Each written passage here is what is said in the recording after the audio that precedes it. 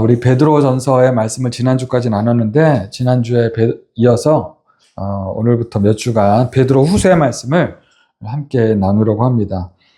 이 베드로후서는 사도 베드로가 베드로전서를 이제 편지를 보낸 이후에 한 3년, 4년 정도 지난 후에 기록해서 보낸 편지입니다. 베드로는 사도 바울처럼, 사도 바울은 서신서를 되게 많이 썼잖아요. 사도 바울처럼 그렇게 서신서를 많이 쓸 생각이 없었습니다. 왜냐하면 이 베드로는 이미 나눴던 대로 예루살렘, 안디옥 이런 큰 교회 중심으로 설교 사역을 중심으로 했던 사도였습니다. 그래서 바울처럼 편지글로 여러 교회에 보내는 서신 사역에 대한 필요성을 이 베드로 사도는 많이 느끼지 못했다는 것이죠. 그런데 이제 세월이 흐르고 보니까 이제 예수님이 부활 승천하신 후 30년가량이 흘렀어요. 베드로가 가만히 보니까 이제 여러 교회들, 특히 이제 터키 지역의 소아시아 지역의 여러 교회들에게 문제들이 하나씩 보이기 시작하는 것입니다. 사도행전 1장에 보면 예수님께서 약 3,000명의 성도들이 보고 있는 가운데 하늘로 싹 올라가시잖아요. 하늘로 승천하십니다. 성도들이 하늘로 올라가시는 그 광경을 보면서 감격하죠. 그리고 예수님이 땅끝까지 이르러 복음을 전하라 라고 마지막 지상 명령을 하시고 하늘로 올라가시는데 올라가시면서 안 보일 때까지 계속 하늘을 쳐다보고 있는 거였어요. 그랬더니 천사 둘이 나타나가지고 뭐라고 합니까? 사도행전 1장 11절에서 이렇게 말씀해요. 사도행전 1장 11절 말씀을 보면 이르되 갈릴리 사람들아 어찌하여 서서 하늘을 쳐다보느냐 너희 가운데서 하늘로 올려지신 이 예수는 하늘로 가신 본 그대로 오시리라 하였느니라. 천사가 예수님이 하늘로 올라가신 그대로 다시 너희들에게 오실 것이다 라고 말을 합니다. 그때부터 이제 초대교회 성도들은 예수님의 재림을, 예수님의 다시 내려오심을 기다리게 된 것이죠. 그래서 자신들이 혹시라도 살아있을 때 예수님이 오실지 모른다고 믿고서 계속해서 예수님을 기다리고 있는 것입니다. 그런데 예수님이 30년 이렇게 막 흐르니까 예수님이 오실 기미가 보이지 않고 로마의 핍박은 계속되고 성도들은 핍박을 피해서 신앙생활을 하고 있는데 얼마나 힘들겠습니까? 얼마나 힘이 들고 점점 지쳐가고 있는 거예요. 그러한 상황 속에서 베드로 사도가 이제 성도들을 힘들어하고 지쳐가고 있는 성도들을 격려하고자 편지를 보내야 되겠다라고 마음에 결심을 하고서 보낸 편지가 바로 베드로 전서라는 것이죠. 고난과 핍박 속에서 신앙을 잃지 않고서 애쓰는 성도들에게 여러분, 고난은 잠깐이지만 우리가 장래에 맛볼 그 영광은 영원한 것입니다. 힘을 내세요. 격려하면서 마지막까지 부활의 소망을 놓치지 말라는 격려의 편지가 바로 베드로 전서였다는 것이죠. 그리고 이제 베드로는 이제 편지 쓸 생각을 안 하고 있었는데 베드로가 첫 번째 편지를 보낸 지 한 3, 4년 정도 지났어요. 베드로가 초대교회 성도들을 또 다시 보니까 또 다른 문제가 생긴 거예요. 이번에는 어떤 문제였냐 하면 신앙생활을 하는 도중에 지친 성도들에게 거짓 교사들이 침투하는 것입니다. 거짓 교사들이, 거짓 선지자들이 자칭 선지자라고 침투해서 왜곡된 헛된 가르침을, 잘못된 가르침을 가르치고 있는 거예요. 예수님이 재림하신다고 아직까지 안 오고 계시는데 무슨 백날 기다려봐라. 예수님은 다시 오시지 않아. 그 말씀은 다른 말씀이야 이러면서 잘못된 가르침을 전하고 있는 거예요.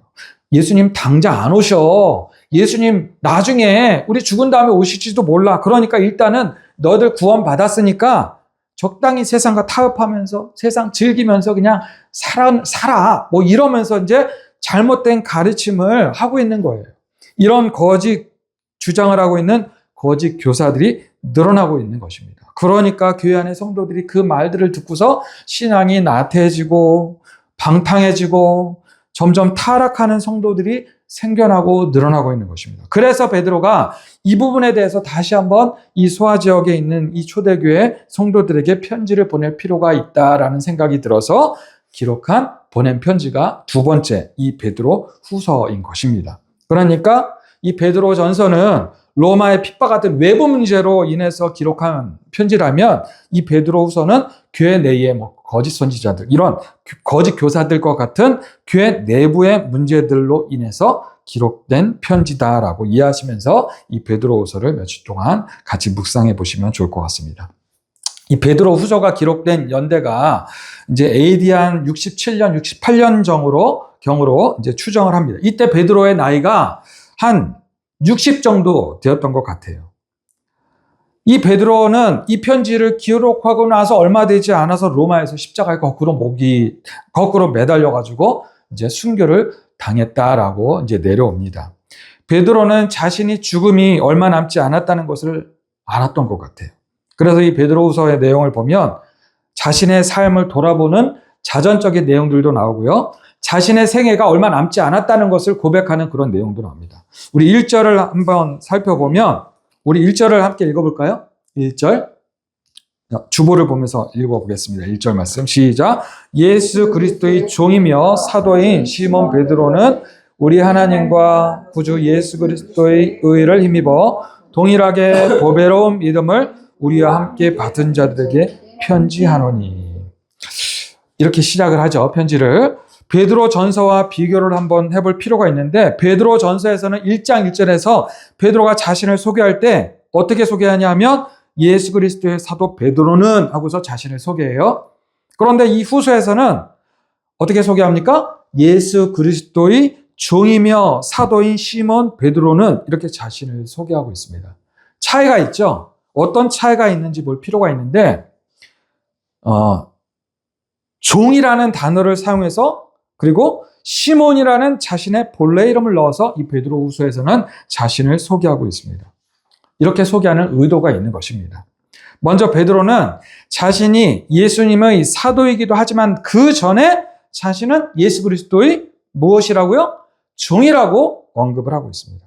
그래서 오늘날도 이 베드로를 따라서 오늘날 우리 목회자들도 자신을 일컬어서 뭐라고 얘기해요?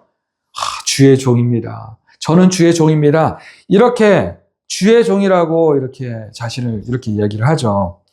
그러면서 주의 종에게 능력을 주시옵소서, 주의 종에게 특별한 은혜를 부어 주시옵소서 이러면서 자신이 주의 종, 하나님께서 특별하게 세운 사람이라는 권위 있는 명칭으로 스스로를 생각하고 또 성도들로 하여금 그렇게 생각하도록 강조하는 이런 모습을 우리가 보게 되는 것이죠. 그런데 이게 참 올바른 모습은 사실은 아니라는 것이죠.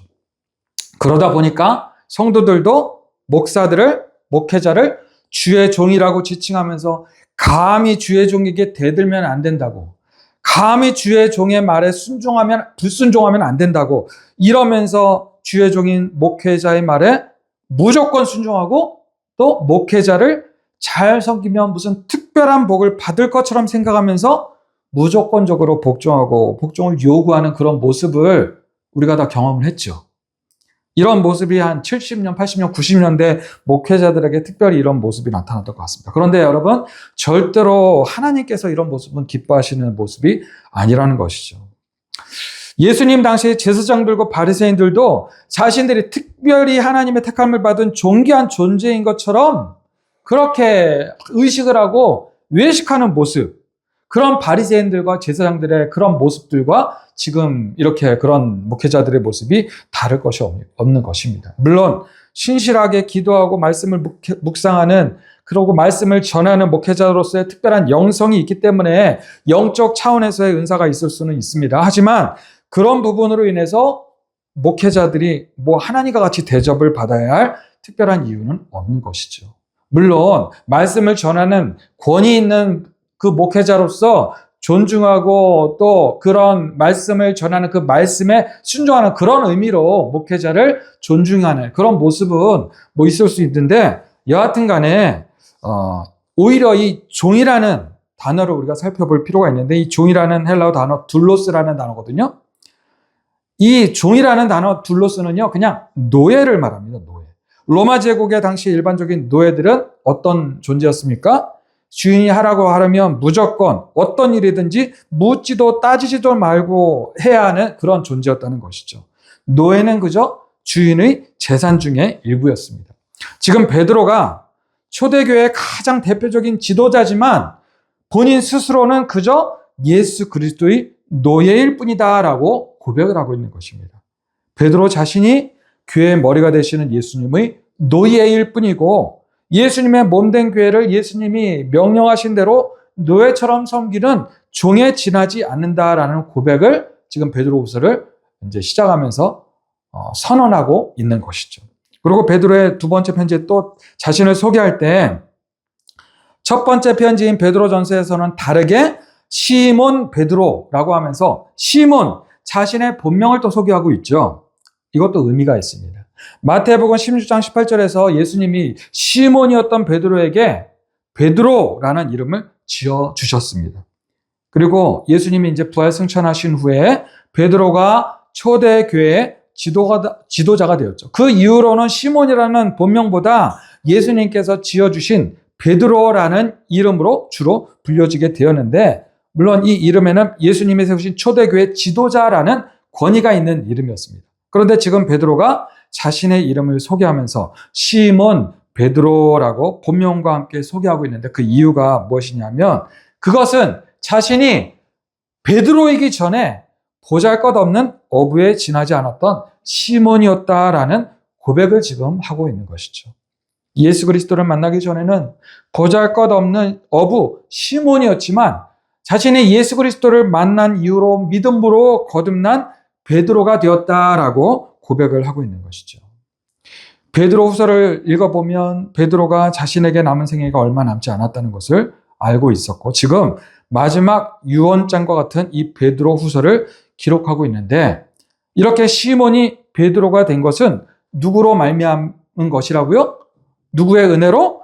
우리 주 하나님과 구주 예수 그리스도의 의를 힘입어서 동일하게 보배로운 믿음을 우리와 함께 받은 자들에게 편지하노니 우리 하나님과 구주 예수 그리스도의 선하신 뜻하심으로 인해서 보배로운 믿음을 그 보배로운 믿음으로 인해 자신이 한낱 어부에 지나지 않았던 시몬이 베드로가 되었다라고 고백을 하고 있는 것입니다.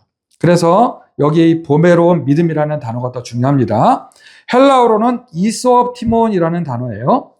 예수 그리스도의 제자들인 사도들의 믿음과 일반 성도들의 믿음이 똑같이 동일한 귀한 보배로운 믿음이라는 것이에요. 사도인 자신의 믿음과 성도인 여러분의 믿음이 다를 것이 없다는 것입니다. 자신이 초대교회 첫 번째 지도자라고 해서 자신만이 특별한 믿음을 가지고 있는 것이 아니라 여러분들도 똑같이 보배로운 믿음을 나와 함께 같이 가지고 있다는 것을 의미하고 있는 것입니다. 예수님의 공생의 기간 동안에 예수님과 함께 다니면서 직접 예수님의 말씀을 듣고 수많은 예수님의 기적과 이적들을 직접 체험한 사도들의 믿음과 그 사도들이 전한 복음의 말씀을 듣고 믿게 된 초대교회 성도들의 믿음이 그리고 오늘날 이 성경의 말씀을 듣고 예수님을 믿게 된 우리들의 믿음이 똑같이 귀한 보배로운 믿음이다라고 말씀하고 있는 것입니다. 이것이 얼마나 우리에게 격려가 되고 소망이 되는 말씀입니까? 우리도 베드로와 같은 믿음을 가질 수 있다는 거예요. 그렇다면 그 보배로운 믿음이 무엇입니까? 2절에서 말씀하고 있습니다. 우리 2절 말씀을 같이 한번 읽어볼까요? 2절. 자, 시작. 하나님과 우리 주 예수를 알므로 은혜와 평강이 너희에게 더욱 많을지어다. 여러분, 믿음이 무엇입니까? 하나님과 우리 주 예수를 아는 것이 바로 믿음이라는 것입니다. 2절에서 중요한 단어가 제가 색칠해 놓은 알므로라는 단어예요. 중에서 이제 색칠을 칠해 놓았는데 이 알다라는 단어가 헬라어에서는 두 종류로 사용이 됩니다. 첫 번째는 그노시스라는 단어예요. 지식이라는 단어예요. 하나는 에피그노시스라는 단어입니다. 자, 그노시스는 일반적인 지식을 한다고 할 때 사용하는 단어예요. 제가 우리 두 분 집사님을 올해 초에 만났잖아요. 우리 두 분 집사님을 만나고 나서 이제 시간들이 이렇게 지나면서 우리 두 분 집사님에 대해서 제가 이제 조금씩 이렇게 알아가게 되었죠. 아프리카에서 몇 년 살다가 이렇게 오셔가지고 참 이렇게 정착하려고 애쓰시고 계시고 아들 셋이 있는데 아들 셋을 정말 이렇게 훌륭하게 잘 키우셨고 또 직장이 이제 무엇이고 또 지금 어디 살고 계시고, 이런 외적인 부분들을 제가 이제 알게 됐잖아요. 이런 외적인 지식, 외적으로 알게 된 지식을 그노시스라고 하는 것이죠.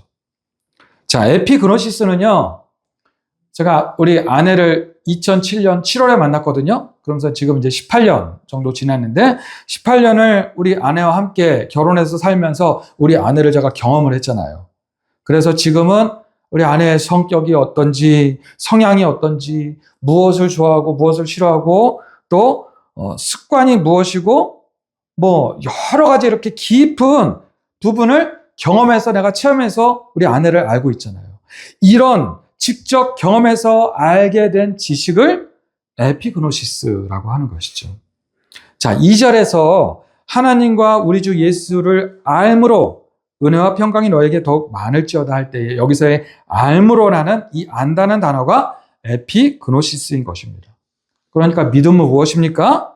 믿음은 하나님과 우리 주 예수 그리스도를 영적으로 체험하고 경험해서 하나님이 어떤 분이신지, 우리 주님께서 나에게 무엇을 원하시고 내가 그래서 어떻게 해야지 우리 주님께서 기뻐하시는지를 아는 것이 바로 믿음이라는 것이죠. 그냥 그노시스, 지식적으로만 하나님과 예수 그리스도를 그냥 지식적으로만 아는 것을 믿음이라고 하지 않는다는 것입니다. 영이신 하나님을 내가 영적으로 체험하고 경험해서 이 에피그노시스의 지식으로 하나님을 알게 되고, 그래서 진심으로 하나님 아버지의 자녀가 되었을 때에, 그래서 하나님을 아버지라고 자연스럽게 부르고 예수님을 나의 주님이라고 진심으로 부를 수 있게 되었을 때에 믿음이 있다라고 할 수가 있는 것이죠. 그 믿음으로 말미암아서 은혜와 평강이 우리의 삶에 넘치게 되는 줄을 믿으시는 저와 여러분들이 되시기를 주님의 이름으로 축복합니다. 그렇게 하나님과 우리 주 예수 그리스도를 아는 믿음이 있을 때에 3절에서 말씀합니다. 그러한 믿음이, 참된 믿음이 있을 때에 3절, 그의 신기한 능력으로 생명과 경건에 속한 모든 것을 우리에게 주셨으니 이는 자기의 영광과 덕으로 우리를 부르신 이를 알므로 말미암느니라. 여기서도 알므로가 나오죠. 이 알므로라는 단어도 에피그노시스입니다. 에피그노시스의 이 지식이 있는 믿음의 사람들에게 무엇을 주셨다는 거예요? 하나님의 신기한 능력으로 생명과 경건에 속한 모든 것을 우리에게 주셨다는 것입니다. 이 말씀은 우리에게 믿음이 생기는 것은 하나님의 신기한 능력으로 인해서 우리에게 믿음이 주어진다는 것이죠. 여러분, 내가 하나님 한번 믿어봐야지 결심해서 믿음이 생기는 게 아니죠? 내가 한번 하나님 믿어봐야지 결심한다고 해서 하나님의 믿어질 수 없는 것입니다. 내가 천국 백성이 되었다는 믿음이 확고해진다든지, 내가 믿어야지 결심해서 이런 믿음이 절대로 생기지가 않고요. 나에게 믿음이 생기는 것은 하나님의 신기한 능력으로 인해서 나에게 믿음이 생기게 된다는 것이고, 하나님의 신기한 능력으로 인해서 우리가 믿음을 선물로 받았을 때에 그 믿음으로 인해서 우리가 영생을 누리게 되는 것입니다. 여러분, 아멘입니까? 4절 말씀이에요. 4절. 우리 같이 한번 읽어볼까요? 시작. 이로써 그 보배롭고 지극히 큰 약속을 우리에게 주사 이 약속으로 말미암아 너희가 정욕 때문에 세상에서 썩어질 것을 피하여 신성한 성품에 참여하는 자가 되게 하려 하셨느니라. 자, 보배롭고 지극히 큰 약속을 이야기합니다. 보배롭고 지극히 큰 약속이 무엇을 말할까요? 여러분, 약속하면 생각나는 단어가 있죠. 바로 구약, 신약이죠. 약속. 이 성경이 바로 약속의 책이잖아요. 하나님과 같이 되고 싶어 했던 교만한 인간이 결국에는 그 교만의 죄로 인해서 영이신 하나님과 분리가 됩니다. 그러나 하나님께서는 우리 인간을 사랑하셔서 놀라운 구원의 계획을 세우십니다. 그 구원의 계획 속에서 언약을 맺고 우리 인간과 그 언약을 맺으셨는데 그 언약이 바로 구약과 신약이죠. 그 언약이 바로 보배롭고 큰 약속이라는 것입니다. 그 보배롭고 지극히 큰 약속의 주인공이 누구십니까? 바로 예수 그리스도시죠. 우리 주 예수 그리스도를 보배롭고 지극히 큰 약속으로 하나님께서 우리에게 주신 것입니다. 그 보배롭고 지극히 큰 약속이신 예수 그리스도를 믿는 사람은 이제는 이 세상의 정욕과 이 세상에 썩어질 것을 추구하는 것이 아니라 신성한 성품, 그러니까 우리가 하나님의 성품에 동참하게 되는 것입니다. 피조물이었던 아담과 하와가 창조주 하나님과 같은 능력에 욕심이 생겼어요. 그래서 무엇을 따먹었어요? 선악과를 먹었죠. 하나님처럼 되는, 눈이 밝아지는 생명의 열매라는 그 사단의 말에 속아가지고 선악과를 먹었지만 결국 그 열매는 어떤 열매였어요? 죽음의 열매였습니다. 결국 피조물인 인간은 절대로 하나님과 같이 될 수가 없었습니다. 피조물이 어떻게 창조주이신 하나님이 될 수가 있겠습니까? 오히려 피조물인 인간이 하나님을 떠난다면, 그래서 하나님이 그 안에 없다면 참으로 보잘것없는 존재라는 인간 존재의 본질을 그 선악과를 먹음으로써 깨닫게 되는 것이었습니다. 그래서 하나님을 떠난 아담과 하와는 수치심, 죄책감, 두려움을 경험하게 되었어요. 에덴 동산에서 쫓겨났고 온 세상에 죽음의 저주, 그 죄의 결과를 온 세상에 가져오게 되었습니다. 그러나 사랑의 하나님께서 그렇게 저주받아 죽을 수밖에 없었던 우리를 불쌍히 여기셨죠. 그래서 보배롭고 지극히 큰 약속이신 예수 그리스도를 우리에게 주신 것입니다. 예수 그리스도의 생명을 우리에게 주셨습니다. 요한복음 6장 35절에서 예수님이 뭐라고 말씀합니까? 나는 생명의 떡이니. 그리고 우리가 성찬식을 통해서 우리가 떡과 잔을 나누면서 예수님의 살과 피를 나누잖아요. 우리가 언제 한번 성찬식도 함께 나눴으면 좋겠는데, 여러분, 이 성찬식이 무엇을 의미합니까? 생명이신 예수님의 몸과 피를 우리가 먹음으로써 생명이신 예수님의 생명을 우리가 누리게 되는 것이고 예수님과 하나가 되는 것이죠. 나는 포도나무요 너희는 가지니. 우리는 포도나무이신 예수님의 가지가 되어서 예수님의 그 풍성한 생명의 열매를 우리가 거둘 수 있게 되는 것입니다. 그것이 바로 신성한 성품에 참여하게 되는 것입니다. 보배롭고 지극히 큰 약속이신 예수 그리스도로 말미암아서 우리가 신성한 성품, 하나님의 성품에 동참하게 되는 것입니다. 첫사람 아담은 하나님과 같이 되고 싶어 했지만 그 결과는 죽음이었죠. 그러나 우리는 놀라운 하나님의 은혜의 언약이신 예수 그리스도로 말미암아서 둘째 아담 예수님으로 말미암아서 우리는 신성한 하나님의 성품에 영원히 동참할 수 있게 된 것이죠. 그래서 마침내 우리는 하나님과 같이 되는 것이 아니라 신성한 하나님의 성품을 가지고 영원한 하나님의 자녀로 살아갈 수 있게 되는 것입니다. 여러분 믿으십니까? 여러분, 이 얼마나 놀라운 일입니까?